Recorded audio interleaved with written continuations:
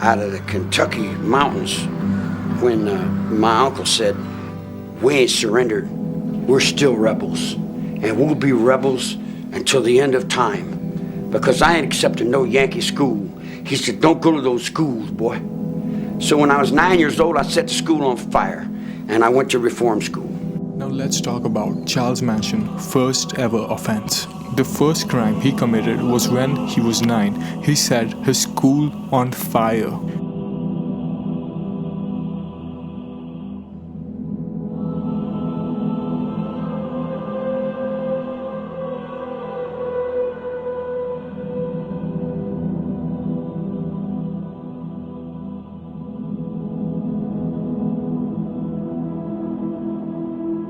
Later, he also got into trouble for petty theft and also for the reason of staying absent for a long amount in school, also known as truancy.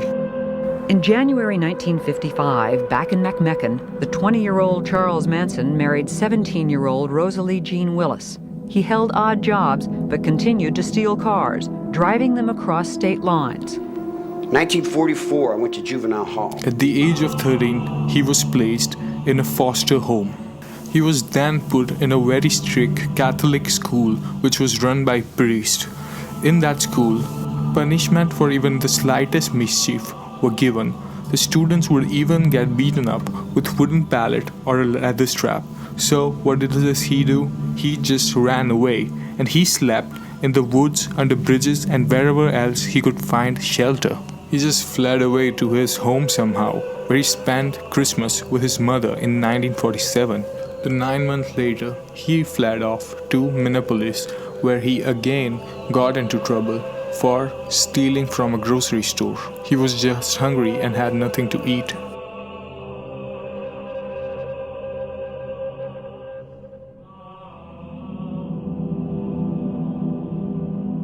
Later, he had a criminal-free life where he had a job. His job was to deliver messages for Western Union, and then he quickly began to supplement his wages through that. He rented a house and he got food to eat. But he again couldn't resist himself for committing other crimes. He again was caught for petty theft. After being caught, he was sent to a juvenile facility. Juvenile is basically for youngsters who commit crimes. They're being sent to that place so that they would commit crime no more. After learning and staying in the facility, he was ordered to send there by a sympathetic judge.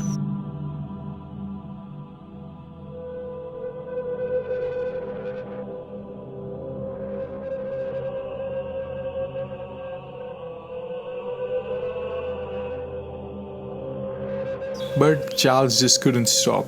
He just couldn't. Because after 4 days at Boys Town, he and his fellow student, Blackie Nelson, they obtained a gun and they stole a car. They used it to commit 2 armed robberies on their way to the home of Nelson's uncle in Peoria, Illinois. 1944, I went to juvenile hall. I didn't get out till 1954.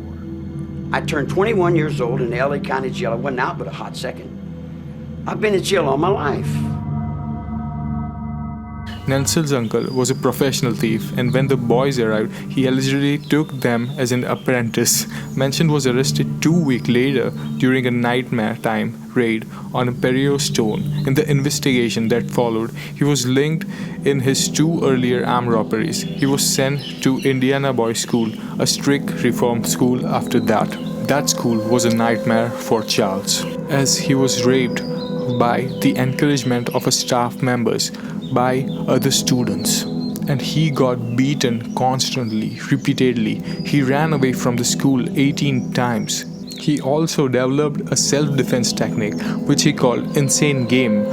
When he was physically unable to defend himself, he would screech, grimace, and wave his arm to convince aggressors that he was insane. After a number of failed attempts, he escaped with 2 other boys in February 1951 from the school. The 3 people who escaped were robbing filling stations while attempting to drive the car in California in stolen cars, where they were arrested at Utah for the federal crime of driving a stolen car across the state's line. Manson was sent to Washington, D.C. National Training boarding school for boys.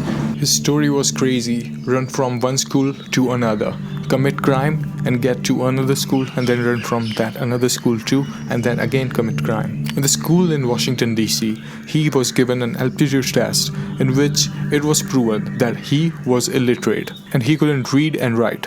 But his IQ was 109. His casework deemed him as very antisocial. And this is how he went to jail for the first time.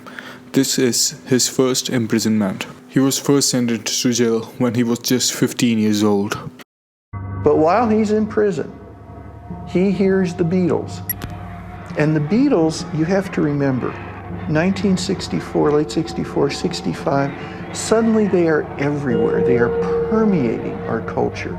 3,000 screaming teenagers are at New York's Kennedy Airport to greet, you guessed it, the Beatles. And they come to represent to Charlie Manson what he wants most. Fame, power, women throwing themselves, all the money you could imagine. Hey, Beatles! Line up this way! Maybe because he knew what was going on out there, he picked up a little guitar and he started to play and to write some of his own songs in prison. There's certainly evidence that he picked up quite a few skills, you might say, in prison. He learned from the pimps. He learned from Dale Carnegie class. He went to an honor camp, Natural Bridge Honor Camp, which was a minimum security institution. His aunt would visit him and she would let her stay at her house and would help him find work. That's what she told to the administration every time she visited.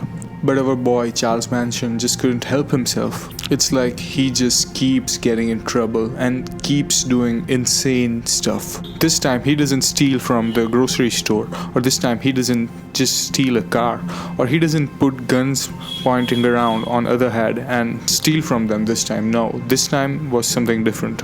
This time he takes out a knife, points it at a boy's head, and then he proceeds to R word followed by apes the boy.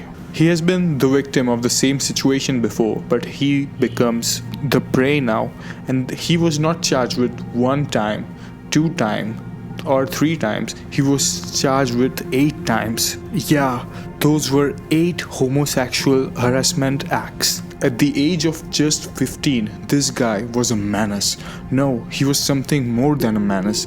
He is literally playing GTA in real life. Like, someone tell this dude. So for all the crimes that he committed, he was now sentenced to prison. He would be released out of the prison on his 21st birthday. That would be 6 years in prison. He was released 1 year prior due to his good behavior.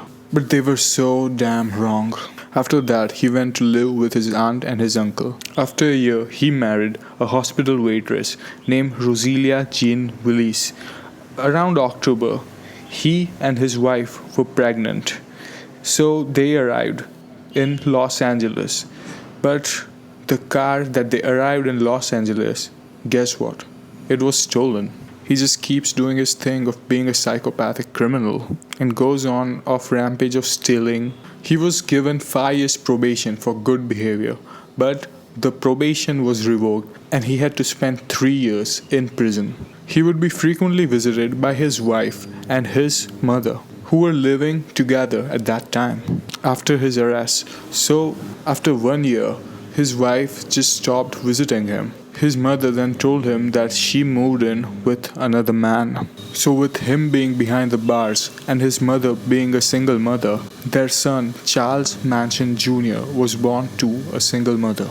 Not long after, Willis filed for divorce and she tried to move on and live a normal life with her son.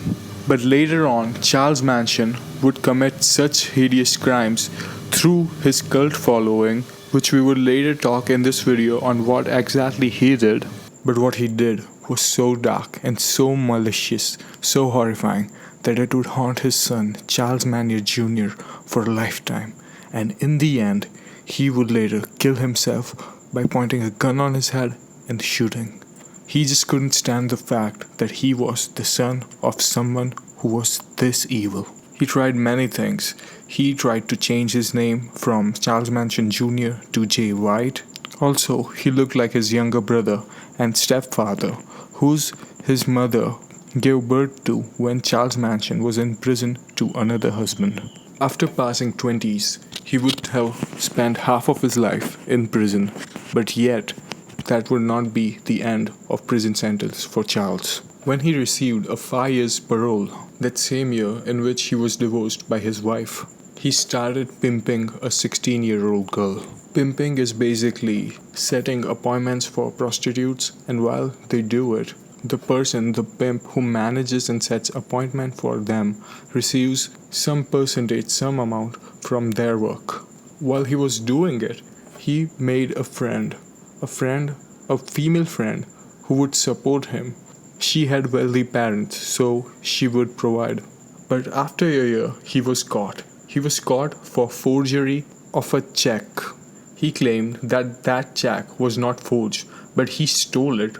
Of prison sentence was suspended. But I didn't get out till 1954. I got a little girl named Rose, stole some guns, went to Georgia, burglarized a store, got a straw hat full of dimes, and came to L.A. I turned 21 years old in the L.A. County Jail. I wasn't out but a hot second.